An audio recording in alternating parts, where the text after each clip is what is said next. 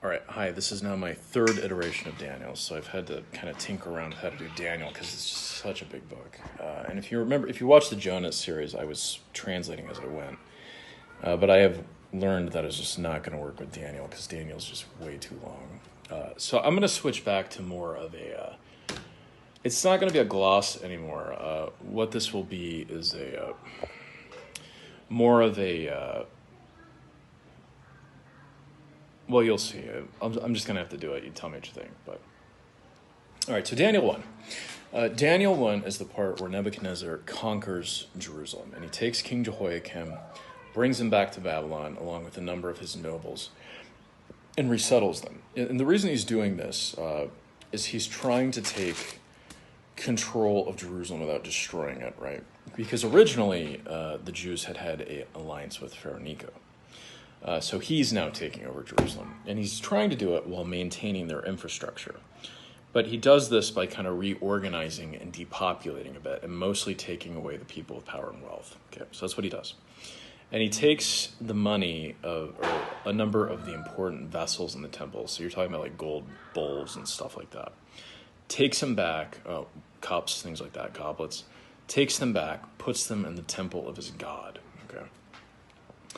And that's where it opens. And what I want to say about that is that's setting up the whole book of Daniel. Because what you're going to find out by this is Nebuchadnezzar thinks of his God as superior to Yahweh. But what you're also going to find as you go through the book is Nebuchadnezzar really thinks he's God. Okay. So you see that the Lord gave Jehoiakim, king of Judah, into his hand, along with some of the vessels of the house of God. And he brought them to the land of Shinar, right? And Shinar is the plain that Babylon was built on, right? If you go back to Genesis, the section where it talks about the building of the Tower of Babel, which I think is like 9 or 10, somewhere in there, they build it on the plains of Shinar, right? Which is in the Fertile Crescent, right? Where Babylon is. So he takes them back to the plains of Shinar. He puts them in the temple of his God. And really, which is saying, my God's better than your God, okay? So a lot of this stuff he's doing here is theological, but what's interesting is the Bible already tells you who's in charge of it, Yahweh. And you're going to see this book is largely a competition between the kings of this age and God, okay? Because kings claim to be God, right? And frankly, all people do in their heart.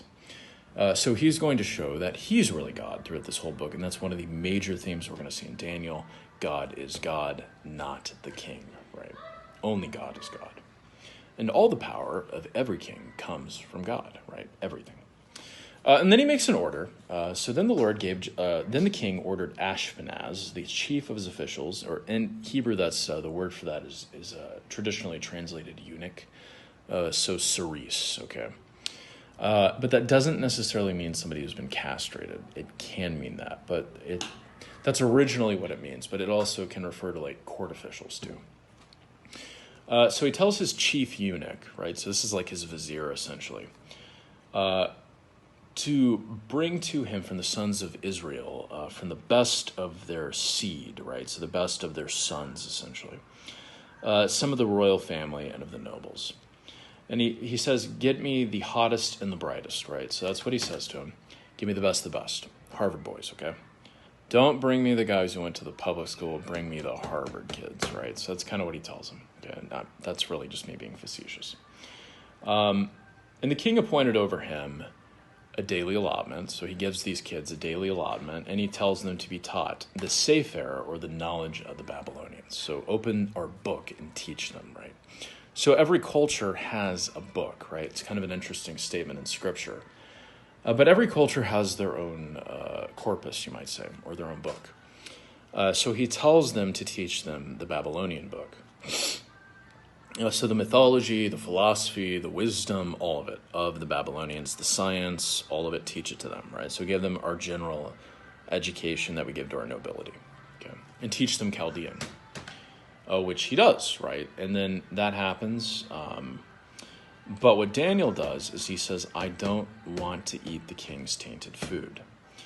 And you get to this section, here's what it says. So the king appointed for them a daily ration from the king's dainties, right? So his fancy food, and from the wine which he drank. And he appointed that they should be educated 3 years, at the end of which they were to enter the king's personal service. Now the king's dainties, and the Hebrew word for that is, basically like the fancy food. It's kind of how you could translate it roughly. He wants that fancy food to be what they eat because he wants them to look nice, right? And to be able to think, because that's what he's paying them for. But the problem is a lot of that food's going to be tainted, which is something we don't really think about, but this whole world is tainted. So the Levitical system was designed in a pre-Christian setting to cleanse the Israelites from the taintedness of this world. So what Daniel decides to do is he's not going to eat that food. Instead, he's going to serve God. But another interesting thing in all of this, and let me jump back to this real quick, is he decides to rename them. So the eunuch, or the chief eunuch, renames Daniel Belteshazzar, and Hananiah Shadrach, and Mishael Meshach, and Azariah Abednego. Those are really interesting names, okay? So if you take their original names and compare them to their Babylonian names, basically what they're saying is you are no longer Israelites. Now you're Babylonians. And you're going to worship our gods. Okay. And that's an interesting thing when you rename somebody. It's actually kind of a theological statement. So parents name their kids because to the child, they're fulfilling the office of God. They're raising them. If a king does that, he's saying, now you're mine, right? And a lot of times when people would join a new religion, they would get a new name, right? And even Christians have done that quite frequently. So he's renaming them, okay, to be dedicated to Babylonian gods, which is really just Lucifer, right? So Daniel is Belteshazzar. So he jumps from God is judge to Bel save him, right? So Bel is one of the Babylonian gods. It's like a title of the top gods in Babylon, which I assume this would be Marduk. And Hananiah, Yahweh has been gracious, is changed to Shadrach, which is the command of Aku, the command of the moon god, right? So the word of the moon god. So from the grace of Yahweh to the word of the moon god. And from Mishael, who is what God is, right? So who is like God? It's a creedal question, right? Nobody's like God is the answer. To Meshach, who is like Aku, who is like the moon god. So they actually take the original name and they swap it out for a Babylonian counterpart. And clearly they really love the moon god. And Azariah, which is Yahweh has helped, is switched to Abednego, which is slave of Nebo. Okay, so Nebo is another Babylonian deity. Or Nabu, right? So they switch all of their names to Babylonian names. Okay. Kind of interesting, too. Moses died on Mount Nebo. How funny is that? But anyways. So they switch their creedal names to other creedal names. And it's funny, some of the names even kind of like parallel each other, right? So Daniel means, God has the word. Shadrach means Aku has the word, right? So like their names actually kind of like complement. So they've taken their original names and swapped them out for Babylonian creedal names, which tells you this is what they're doing here is religious. So we'll move on from there. But Shadrach, Meshach, and Abednego are their Chaldean names.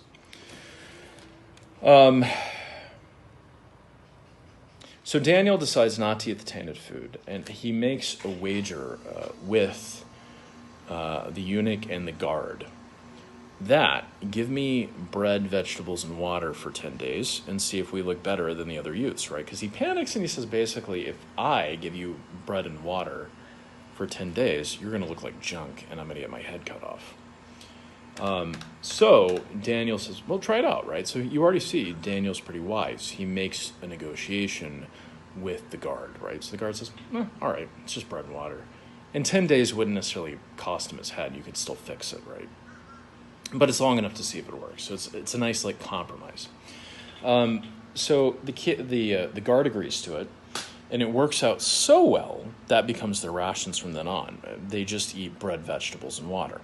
And the interesting thing about bread, vegetables, and water in Levitical code is they can't be tainted.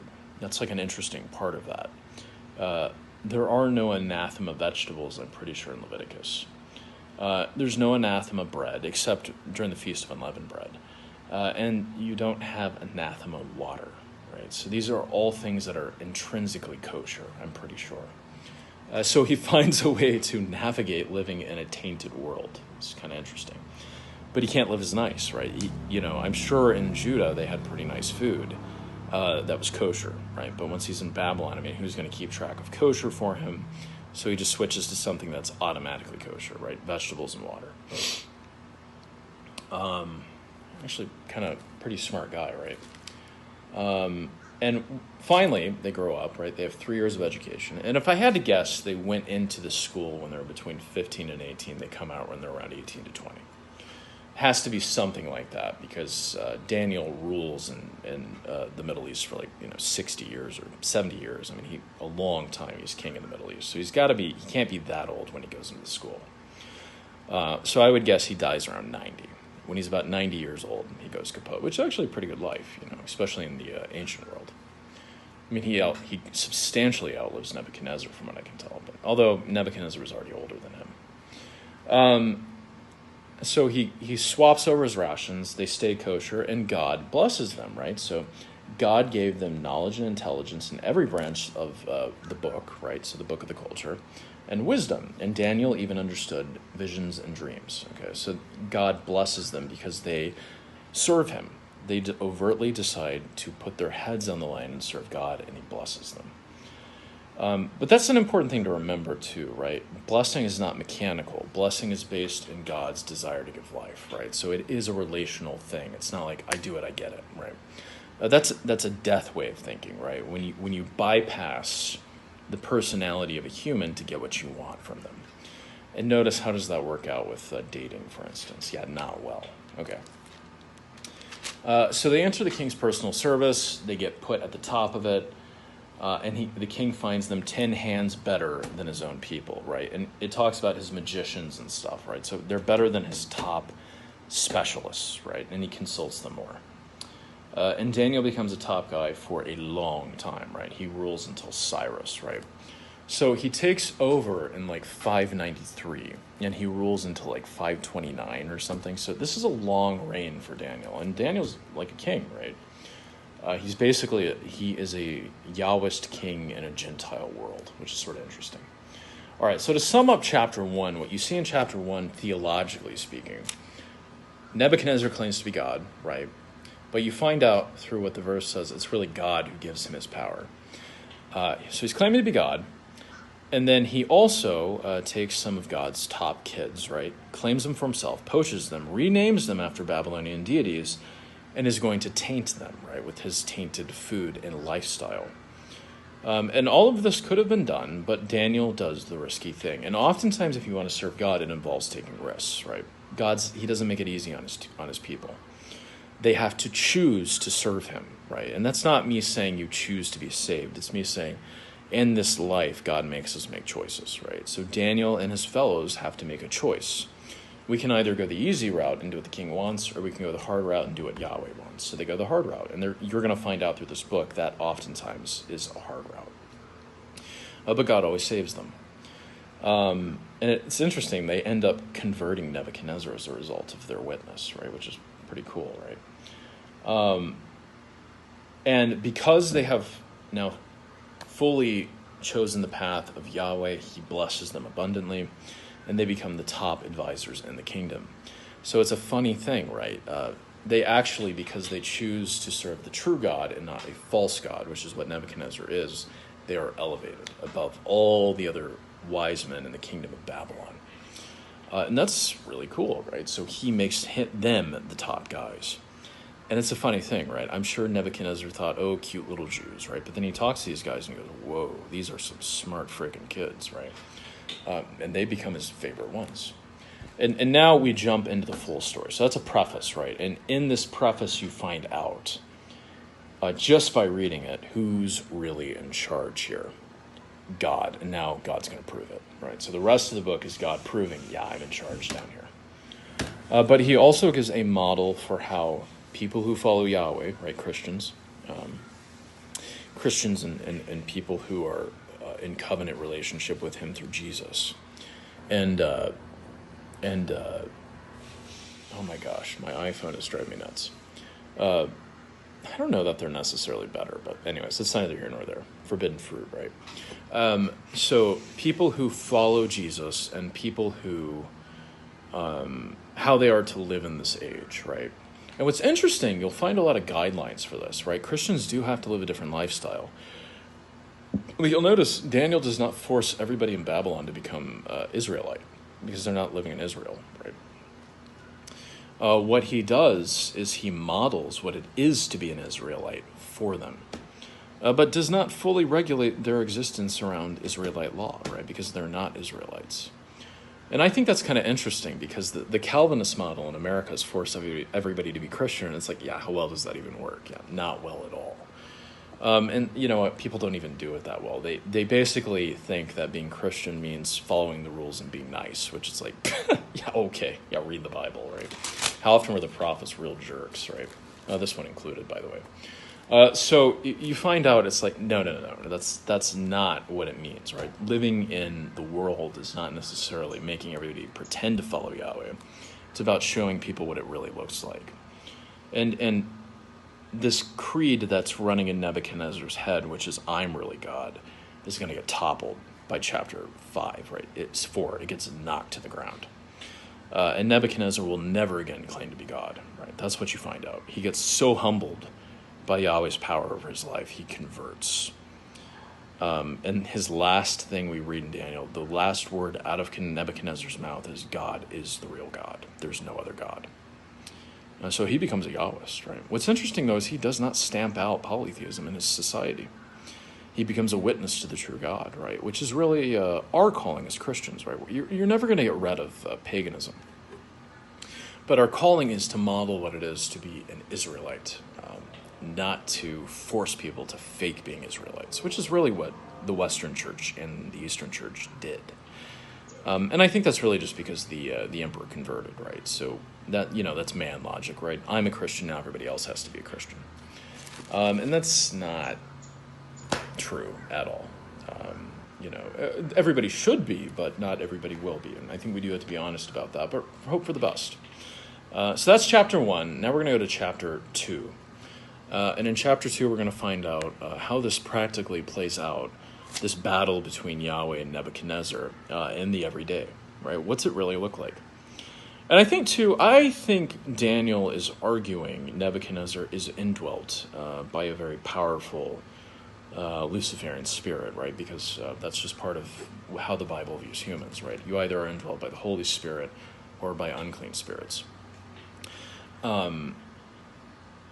So partially, too, this is a battle between the spiritual powers which rule Nebuchadnezzar and the spiritual power which rules Daniel and his 3 amigos. So it's also a showdown between God and the kingdom of Satan. Because God's really kind of socking it to him in this book.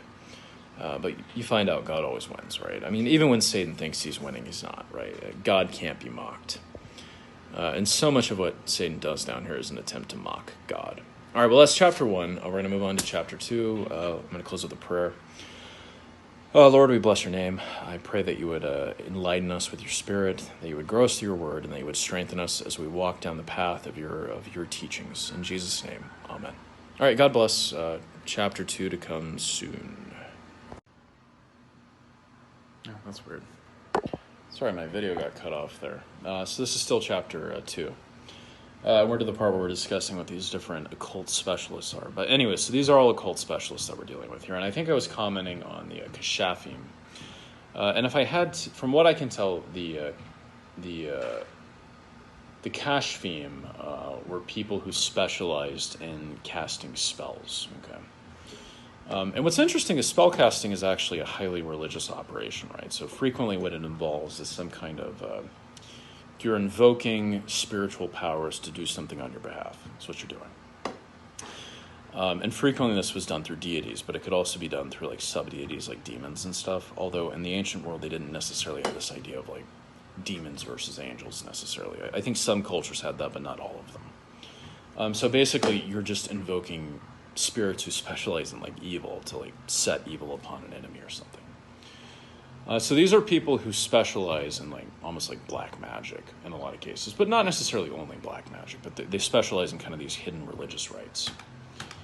And if somebody wanted to get something like this done, they went to see these people, and they were supposedly better at, hidden things, right? So this chapter it focuses on hidden human religion. And he wants to understand a dream, which is by nature a hidden thing, right? Because dreams are very mysterious, right? And the Chaldeans spoke to the king, "O king, live forever. Tell the dream to your servants, and we will declare the interpretation." Right? They're your slaves, right? So they consider themselves to be in bondage to the king, right? There's no escaping that, right? Unless you leave Babylon, and he might not let you, right? So these are the king's servants. And he replied to the Chaldeans, and this word Chaldean, I think, has to do with like generic religious specialists. So upper rank religious specialists, I think, is kind of the idea of it. So this isn't just people who specialize in the occult. This could also be your standard priest too. So tell us the dream, and we will tell you what the interpretation is. And he gives them a rather harsh response, right? So if you don't tell me the dream and its interpretation, I will kill you and your families. Now that's kind of interesting, and you say to yourself, okay, why is he saying that? That's a really kind of, and they even admit, kind of an extreme approach to this. And I think what you have to understand is in the ancient world, people thought dreams were highly suggestive of overarching spiritual realities. And actually, a lot of times people still think this way. And you find, it's kind of interesting, right? The Bible is actually kind of Freudian in a lot of ways. But Nebuchadnezzar is so disturbed by what he has seen in this vision that he wants to make sure these guys aren't lying to him, which tells you he does not trust his priestly aristocracy. He thinks they're a bunch of liars, which is sort of interesting. People have always thought that about religious specialists, right? I think in the modern period, they had a term for this, priestcraft, right? Or like monkery or something, right? I mean, religious specialists are frequently not trusted by humans. Or a lot of people today, it's expressed with that kind of like that interesting idea of I love Jesus but not Christians, right? So people tend to not trust religious specialists. And Nebuchadnezzar is no dummy, and he figures, okay, they will just lie to me. So let's make sure they know what they're talking about. So he puts this impossible thing in front of them to make sure they can tell him really what's going on. He makes them tell him the dream, right? Which is like, whoa, that's hard to do. But what's interesting is actually I think there is a certain invasiveness within the dream world sometimes, right? You talk about like astral projection and stuff. People do stuff like this. So he's really calling them out to, use their magic to actually help him out a little bit. But what you find out is they don't want to mess this up, right? So basically, what they decide is they're going to dig in because they don't want to end up losing their heads. And they try to negotiate with the king, but they take it too far. But if you declare the dream and its interpretation, you will receive from me gifts and a reward and great honor, and therefore declare to me the dream and its interpretation. So I'll make you a great man if you tell me the dream. And then they argue with him a second time. Let the king tell the dream to his servants, and we will declare the interpretation. So you tell us the dream, we'll tell you what it means, right? Which would be like a standard economic exchange in a situation like this. The king replied, I know for certain that you are bargaining for time, right? Inasmuch as you have seen that the command from me is firm, or the word, right? So he uses the word. The word. The word has gone forth. It's established, right? The Aramaic word is word. Okay. So he's saying no, like you're just buying time, right? And that's literally what the Aramaic says. They're buying time. That if you do not make the dream known to me, there is only one decree for you have agreed together to speak lying and corrupt words before me until the situation has changed, or until this has passed, is like what the Aramaic says. Therefore, tell me the dream, that I may know that you can declare to me its interpretation. So look at what he says, right? If you can tell me the dream, I dang well know you can tell me what it means, right? But if you just tell me what it means, who even knows? So I want you to prove to me that you have communication with something beyond yourself on this one, because this one's really important to me. He's so freaked out by this dream, he definitely wants to know exactly what it means, okay? And notice, this is spiritual in nature too, because his spirit is disturbed, right? So it's not just his soul, also his spirit is disturbed. So his whole being is bothered by this, okay? And I do kind of more so believe there's spirit, soul, body, but we won't go all the way into that in this passage. And then this is where the Chaldeans get particularly nasty, right? And this is kind of a funny part, right? So God uses the Chaldeans to unmask Nebuchadnezzar's truth in his own heart. So the Chaldeans answered the king and said, "There's not a man on earth who could declare the matter for the king. And as much as no great king," they just dissed him, "or ruler has ever asked anything like this of any magician, conjurer, or Chaldean," right? And that's kind of interesting because what they're saying is if you're a great king, you wouldn't do this to us. Whoa, you don't like that. "Moreover, the thing which the king demands is difficult, and there is no one else who would declare it to the king except gods, whose dwelling place is not with mortal flesh." So first they say, you're not a great king if you ask this, Nebuchadnezzar, and then they tell him he's not divine. And pretty much every king in the ancient world thought of himself as a divine figure. So they're basically saying, A, you're not a great king, and B, you're not a god. And, a lot of times people wouldn't overtly admit that they thought of themselves as a god. But, kings pretty much thought of themselves as gods. And as we get through this book, you'll see, yeah, he really does. So they double diss the guy, right? First they call him a loser, then they call him a loser, right? And he is not happy about either. And that's why this goes as bad as it does. What they should have said is, how about you give us a week to kind of work on this one and we'll come back. But they're digging in because they don't want to die, right? So he puts everything on the line and says, "I will kill you if you don't do this." So basically they try to humiliate him into backing off. And he says, no, that's not how this is going to happen. Because of this, the king became angry and enraged, is what the Aramaic says. So angry and enraged. And gave orders to destroy all the Kokim of Babylon. So every wise guy in Babylon is going to get it, right? Yeah, that's a big problem, right? And it's kind of an interesting thing. They kind of brought this on their own head by dissing him that much. But it's also not going to be good for Nebuchadnezzar if he kills all of his top advisors, right? So this is not a good situation for anybody, right? And so what we're going to find is it's really the wisdom of Daniel and God working through Daniel that saves the situation. So you find it's yeah, okay, who's in charge? God, right? And the interesting thing about this is a Kokim,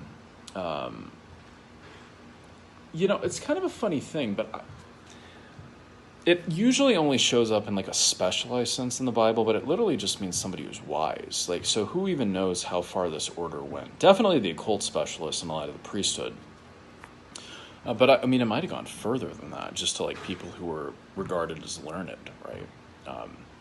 So this is actually not a good situation for anybody, because what happens if you kill all the smartest guys in your kingdom? Yeah, that's not good, right? So the decree went forth that the wise men should be slain.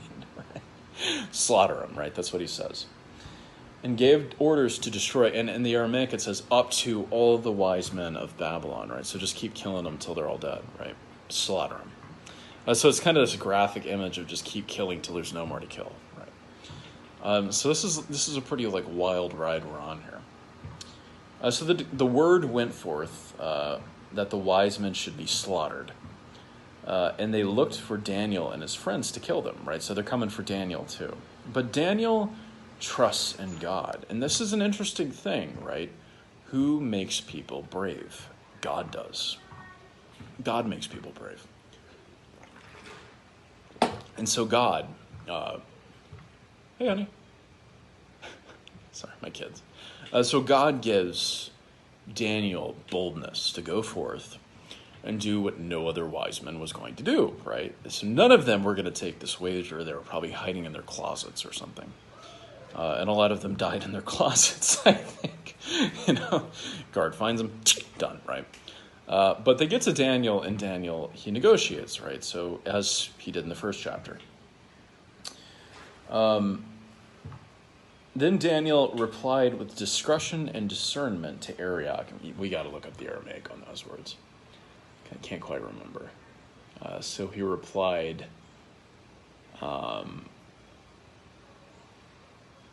that's kind of interesting. So Daniel returned. So, right. So they're coming for him, and he returns to them counsel and judgment. right? So basically, wise and wise, right? What they're saying there is he replies very carefully.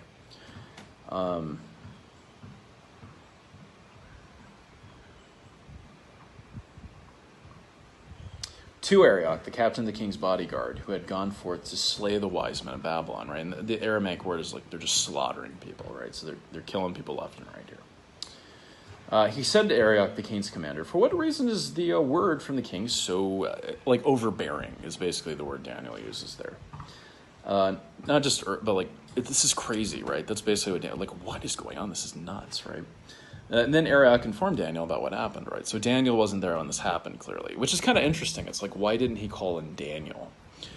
So we don't quite know what's going on here, why Daniel wasn't there, but he wasn't. And I guess one possibility is this is like, one way you could explain this is chapter 1 ends with the end of chapter 2, right? So like this is almost like Daniel's crisis inauguration, right? He hasn't quite gotten out of school yet. There's a crisis. Bam, Daniel, right?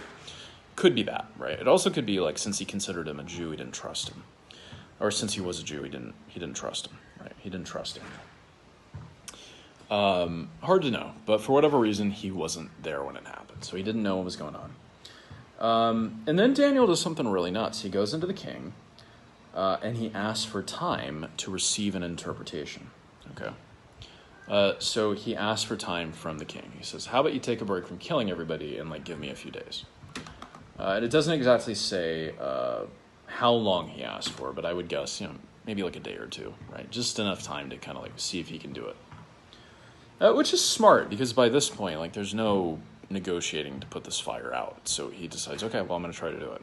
Either way, I'm going to die. Might as well give it a shot. And sometimes God does put us in situations like that, right? Where it's kind of like do or die, right? And you do see this in Christian history. Sorry, I got to plug my computer in. You see this in Christian history, and in the history of the Bible, where there are just these moments where God says, all right, put it on the line. Prove it, right? You claim you follow me, you're going to have to prove it this time. And it's a funny thing, I think a lot of times modern Christians overlook that fact. But, you got to think about it. It's like, in a way, that's almost to an extent what the cross was for Jesus. Not entirely, but to an extent, right? Prove that you love me. So, Yahweh slaps him up on a cross and turns his back on his only son and says, "You going to take that too, Yeshua?" Sure as shooting he did, right? So he does test his saints, and sometimes it's pretty radical how he does it. And Daniel's getting a pretty big test, right? So, this could end in him dying. And if the king is convinced that Daniel is lying to him, it won't just be getting stabbed in the heart by a guard. It'll be like getting he'll get quartered, right? Which is what he said he was going to do to the, he'll get ripped limb from limb. So not only will he die, it'll be more unpleasant. So really a pretty bold thing he's doing here. Then Daniel went to his house and informed his friends, Hananiah, Mishael, and Azariah, about the matter, right? So the three amigos from chapter 1. So that they might request mercy from God, right? And it's this classic mercy word in the Bible, racham, right? Which is that's in Hebrew too, and in Aramaic it's rachamim, right? But it's also in Hebrew, so it's a common Semitic logit word. But basically, they're asking for God to do his covenant thing. And in the Old Testament, when you enter into covenant relationship with Yahweh, you enter into a relationship of mercy and love with him. So they're invoking that because Yahweh's a loving God, right? Unlike the other gods of this age, Yahweh loves, right? So they invoke his love and his mercy is what they do. So they pray, right? They request compassion from God, or mercy, covenant mercy, essentially, from the God of heaven concerning this mystery, this secret thing, right? And if you look at the 18, if you look at the Aramaic word, on account of this secret, okay, so literally the word means secret, okay. Now it's interesting here. Let's see, what's the Latin do with that? Sometimes you can see a little bit more accurately where the English came from if you look at like the Septuagint, because all English translations are influenced by it. Oh, okay. On account of the sacrament, right? So in the Vulgate, they translated this as a sacrament, which actually that mystery and sacrament mean the same thing, right? So basically in the English, they took secret. The Latin translated it to sacramentum, which means mystery. Oh, shoot. Got out of that verse.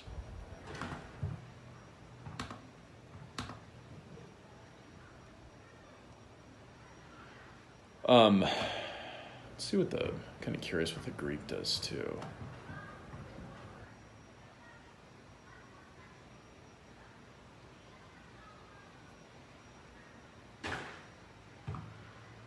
Yeah, mysterion, right? So, okay, so clearly there's this idea of mystery that in the Western translations of this particular text, they take it to mean mystery, okay? And mystery is also kind of like interesting because you see this word get used in Revelation. For instance, when the angelic watcher comes down and sets his foot on the land and the sea, after he roars 7 times, the age ends, right? And I think that's talking about the millennium. And after his 7 roars, the age is closed and the mystery of God is complete. And I think in a way, when you use that word mystery biblically, or like, here it's secret, you're talking about like Lucifer has his hidden things and God has his hidden things. But the hidden things of God lead to life, and the hidden things of Lucifer lead to death. And Yahweh's only doing this in this age. When it's over, everything will be revealed. And that's why it says the mystery of God is fulfilled. When everything is completed in this age, time will end, everything will be revealed, and we'll move into eternity, right? Which is a different kind of movement. So anyways, okay. So they invoke...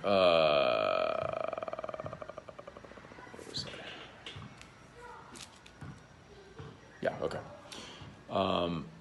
So they invoke the mercy of the God of heaven about this secret or mystery.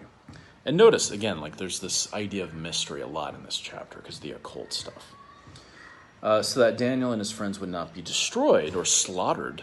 I think smote maybe would be a way of putting that.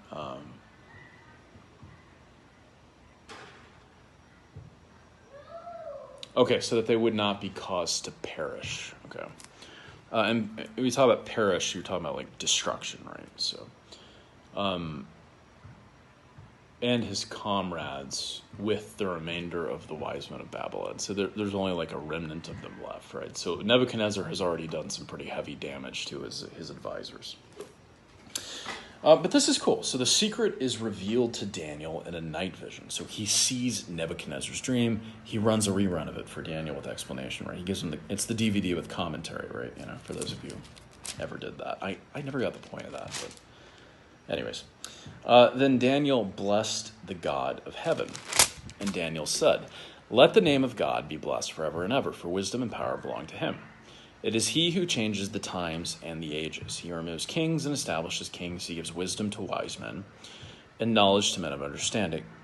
It is he who reveals the profound and hidden things, or the deep and occult things," right? So the things which humans hide, he reveals, and his own mysteries he reveals, which this dream is one of his. He knows what is in the darkness, and the light dwells with him. So there's nothing God doesn't know. You can't hide things from God. And this is a critique of human religion. We like to hide stuff. Notice how secretive like the Vatican is, right? And that's not saying every Catholic is like satanic or something. It's just like, notice this is what we do, right? We hide stuff. And you can't have human like organized religion without having a level of this, right? It's just what we do. We just have to hide stuff, right? And that's one of the beautiful things about receiving the gift of the Spirit. You don't have to hide things anymore. Things can be truthful. And that's part of what he's saying here. "To you, O God of my fathers, I give thanks and praise. For you have given me wisdom and power. Even now you have made known to me what we requested of you. For you have made known to us the king's word." Okay? So now they know. And if you follow the train of thought of that prayer, what he's really saying here is all knowledge comes from God, right? And he runs everything, right? So it's in the middle of this chapter, Daniel realizes the fullness of God's power, right? Everything is under God's control. There is not a dead-gum thing on this planet he doesn't run. People get this idea that, like, Satan has some kind of, like, extra power or something. No, he doesn't. Like, everything he has is derivative. And all fallen human existence is derivative of him giving them life, right? And at the end of time, he will cut off his life from humanity, and they will live in a death state, which actually does involve some kind of, like, continued existence, but you're a nothing, right? So you cease to be real. And that's really what death is, ceasing to be real. But what's interesting is humans live in this kind of like quasi-state, where Yahweh does continue to loan them a certain level of life, but they're dead, right? And that's what the Bible says, they are dead. But he allows them to continue living in a world that's actually designed for life, right? So it's kind of this weird tension. But what Daniel's realized is God runs everything. Everything's run by God. There is not a dead-gum thing down here he doesn't run. That's the truth. God's in charge. So 24. Therefore Daniel went into Arioch, whom the king had appointed to destroy the wise men of Babylon. He went and he spoke to him as follows: do not destroy the wise men of Babylon. He intercedes on these people's behalf, which is great. Because like later in the book, they totally torch the guy. In the Persian story. Take me into the king's presence. I will declare the interpretation to the king. So I'll make it known. Then Arioch rushingly brought Daniel into the king's presence, and he spoke to him as follows: I have found a man among the exiles from Judah who can make the interpretation known to the king. Okay, and it's kind of like interesting in 25 when it talks about Arioch. It says, Adin Arioch, Behith Balahaklak La. All right, so one of those $5 words. But with rushing, right? So it's a participle. So with rushing, okay. With rushing, he brought in Daniel, right? So he's running, right? They're not walking to the king; they're running to the king. He's like, okay, let's get this done, right? I'm tired of killing people. Which, by the way, people don't like to just like slaughter people en masse, right? So this is not a good situation for anybody, right? And it's an interesting thing. Like, yeah, that does happen. People do that, but it weighs very heavily on their soul when they do, right? Wholesale slaughter is not something anybody enjoys, right? But it's a sad part of being a fallen human, right? We do end up in these circumstances where we become so attached to the falsehood of this age, we just start slaughtering people for like no reason. But Yahweh's the one who sends that upon humanity to let them know what they've become, right? Because we hide our heart, right? We hide these things even from ourselves, like what we've become. So Yahweh reveals it to us. He lets us know what we are. And we could go all the way into that, but he does that. That's true. So Daniel answered the king, and he tells him, nobody could tell you this. Not a single one of your occult specialists or priests could tell you what this was. But notice he parallels what the occult specialists say. There's a God in heaven who reveals secret things, and he has made known to King Nebuchadnezzar what will take place in the latter days. And by this point, he's got the guy's attention. He's like, oh, yeah, that kind of sounds like it. As for you, O king, and now he's going to tell him exactly what he saw. You were on your bed, and you turned to what would take place in the days to come, or in the after days, right? So it's the future. And he who reveals mysteries has made known to you what will take place. But as for me, this mystery has not been revealed to me, for any wisdom within myself, is kind of how the Hebrew or the Aramaic says it, than in any other living creature. But for the purpose of making the interpretation known to the king, and that you may understand the thoughts of your mind, right? So I'm going to reveal to you the meaning of what you saw, right? I'm going to give you an actual system to understand it. And only God can do that, right? God alone gives knowledge. Which is what Solomon said, right? The fear of the Lord is the beginning of wisdom. If you don't have God, you don't really know things. It's the truth. So don't take me as saying you shouldn't read books. What I'm saying is we cannot know things in full truth without God. It's just not possible. You, O king, were looking, and behold, there was a single great statue, right? So he tells the story of this massive, terrifying statue made of 4 different types of metal. So it's made of gold, silver, bronze, and iron, and then iron mixed with clay in the toes or in the feet. Okay, and all of a sudden a rock is taken, it's thrown at the feet, it crushes the feet, and then the whole thing falls apart all at once. Okay, and then he tells him what it means. This was the dream. Now I'll tell you what it means. You, O king, are the king of kings, to whom the God of heaven has given the kingdom, the power, the glory, and the strength. Whoa, so who sets up kingdoms down here? Yahweh does, right? That's what he's saying, right? And if you think Satan runs all this stuff, he doesn't. God chooses when things happen down here. And I like to think of Lucifer as this kind of like insubordinate employee. It's like, what would be a good way to put this? Almost like maybe like Creed in The Office, right? Just kind of this like sneaky dude. You don't know what he's up to, but he's got to do what Michael says, right? But it's always like this giant mess, right? Anyways, if you watch The Office, I'm sure you know what I mean. But all the specs for all the ages of this world come from Yahweh, right? It's not like the spiritual world does anything without his guidance, right? And that's why it's crazy to rebel against him. I mean, he runs everything down here. Like, literally everything is run through Yahweh, right? And while Lucifer is in a state of rebellion, like, he is technically an employee of Yahweh's, right? Which is kind of like, who even knows what the point of that whole thing is? But, that's the truth. Like, Yahweh runs it down here. And wherever the sons of men dwell, or the beasts of the field, or the birds of the sky, he has given them into your hand, and he has caused you to rule them. You are the head of gold. I'm just like, no. At that point, he's like, no, cool, I'm the head of gold. I just kind of thought that of myself. Thanks, Daniel, for letting me know. Can I inscribe that somewhere? I'm the head of gold. I might put that on the threshold of my temple. But anyways, you can imagine at this point he's pretty happy about this knowledge that he's the head of gold, right? Kind of interesting too. Let's see the word for rule. So he's given them over into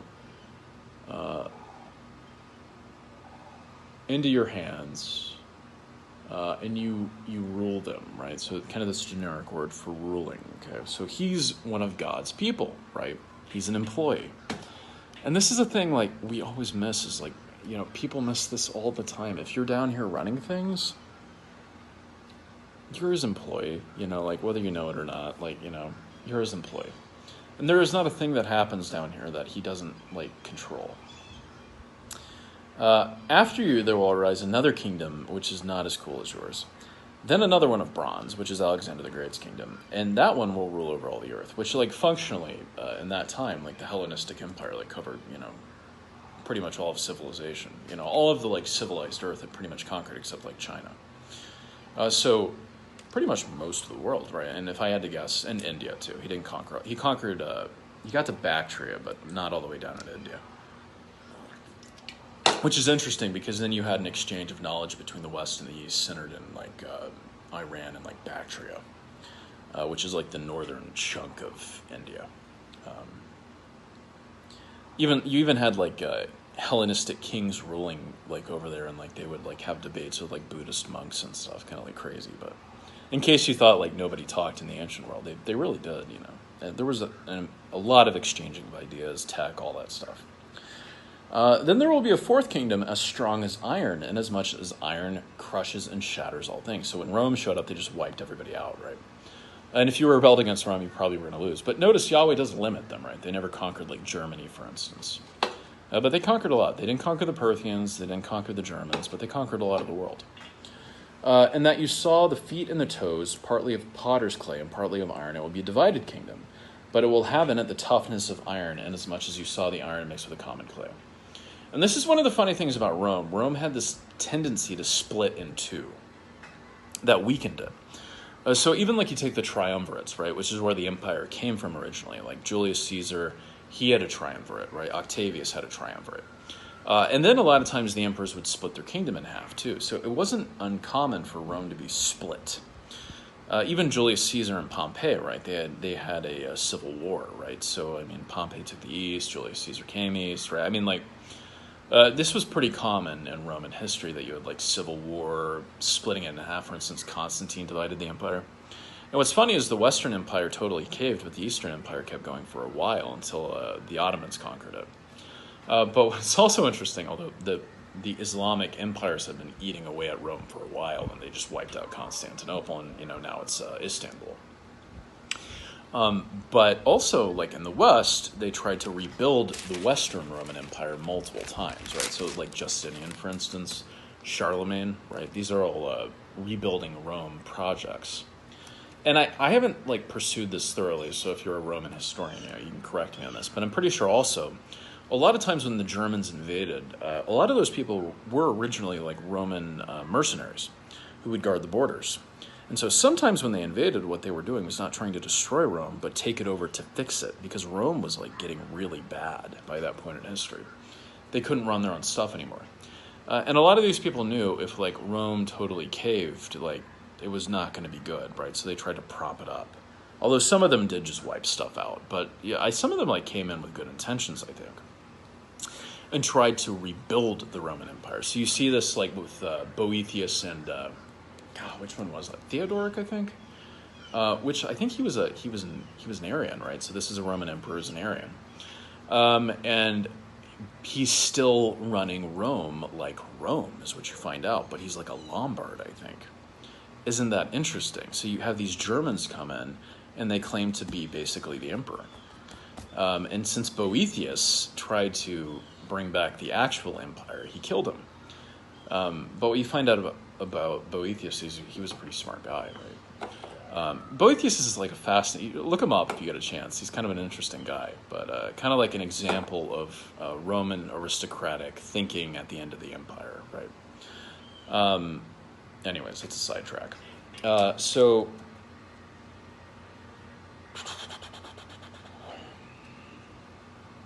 Okay. And then he talks about the kingdom of Yeshua, right? Jesus' kingdom, which started in the Empire of Rome, right? So in the middle of Rome's history, who showed up, right? Yeshua, right? Yeshua shows up in the middle of Rome, right? Right when it's peaking. Because it maxed out, I think, under Trajan, right? So Trajanus conquers the furthest it's going to go, and that's where it peaks. In the 2nd century AD, right? But if you look at it maxes out, the Pax Romana really kind of peaks during the reign of Jesus, or during the ministry of Christ. And so what's being claimed here is Yahweh chose his king, right, of the earth. And it's Jesus. It's his right-hand guy, the Malach Yahweh, the angel of the Lord, his son. He's going to be the king, right? So he picked his own guy, right, to run the world. When this is all over, he's going to put his guy down here. And he technically already is the king of the world, it's just nobody sees it, which is sort of interesting. In the days of those kings, the God of heaven will set up a kingdom which will never be destroyed, right? It's going to last forever and ever and ever. It just goes on and on and on, right? And that kingdom will not be left for another people. It will crush, right? So it's going to crush and put an end to all these kingdoms, but will itself endure into eternity. Inasmuch as you saw that a stone was cut out of the mountain without hands, and that it crushed the iron, the bronze, the clay, the silver, and the gold, the great God has made known to the king what will take place in the future. So the dream is true, and its interpretation is trustworthy. And by this point, Nebuchadnezzar's jaw is on the floor, and he's like, what is going on? Who is this guy, right? I knew he was smart. I didn't know he could do this. And there you go, right? So he tells him, he witnesses to him. He says, Yahweh, my God, he's going to stick his own guy down here. And that guy is going to wipe out all of your Luciferian kingdoms, and he's going to usher in his own, a kingdom of light. And that's what's coming. Whether you know it or not, Jesus will return, and his kingdom will be established. But what's interesting is right now it's a secret kingdom, right? That's what his church is. It's the people who have decided to already acknowledge that he's king, right? Because everybody will. All people will acknowledge Jesus as king, but most of them will be thrown into the part of his kingdom you don't want to be in, Gehenna, right? The fire pit. So actually the smart thing to do is just repent and acknowledge Jesus as king, right? But that's a whole other ball of wax. So he tells them Jesus is king, basically. That's what he ends this with. And he's going to wipe out all your stuff. And you're a great king, but you're nothing compared to him. And that's the truth. Nebuchadnezzar's a nobody compared to Yeshua. All of us are, right? And at this point, here you go, right? So King Nebuchadnezzar fell on his face, right? So the symbol of his presence goes on the floor, right? And he he worshipped Daniel. This is crazy. And gave orders to present to him an offering and a fragrant incense. The king answered Daniel and said, "Surely your God is a God of gods and a Lord of kings and a revealer of mysteries, since you have been able to reveal this mystery." Then the king promoted Daniel and gave him many gifts, and he made him ruler over the whole province of Babylon and chief prefect over all the wise men of Babylon. So he's the chief guy, right? I mean, if you're like the mayor of Babylon, it's like, oh yeah, you're a big deal, right? So Daniel's a big freaking deal now. And Daniel asked the king, and he appointed his own guys, Shadrach, Meshach, and Abednego, over the administration of the province of Babylon. And it's actually kind of interesting, the Aramaic there. Which verse is that? 49. And Daniel, he sought from the king, and he established over the work. So he makes like his three amigos like the chief overseers of like all the development of Babylon. So I think this is almost like they become the city managers or something, which is really interesting. So now like Daniel's all of a sudden like the Grand Vizier, and his three friends like are building Babylon, which is, how funny is that? A group of Israelites are building Babylon and ruling it. So it's like, that tells you God does whatever he wants. And he's like, I want you guys to see what it's like to have an Israelite rule you, like a real one, right? So he sticks a real Israelite in the middle of him. He says, here's the king. Actually kind of a cool story when you think about it. Like, it's a witness, right? And so often people look at Christian kings and they say they're just these kind of mean old ruffians, right? Like Constantine, killed a bunch of people, right? But actually, like, when you have the Holy Spirit, that's not how you're supposed to rule. And Daniel's a good model of it, right? I mean, why would you make people become Christian? That doesn't work, right? You can't do that. It's a gift of God. And so really, if you're a Christian king, you're just a missionary to the world, right? That's what you should be. And really, your goal should be to witness to Christ while helping people to have a life that can allow them to realize that. But also to have mercy on the fact that we are living in a fallen world, right? So it's kind of this interesting tension, but Daniel does it well, and that's what you find out as you go through the book of Daniel. Daniel is very good at it. And also, this is a good model for how Christians should approach society. Like, they shouldn't try to dominate everybody into becoming Christian. That's not really our calling. We witness to what it is and what it looks like through our life, right? And if you do it truly, people will want it, right? Because it's a better life. It is a better life, right? Because it's peaceful, it's more free.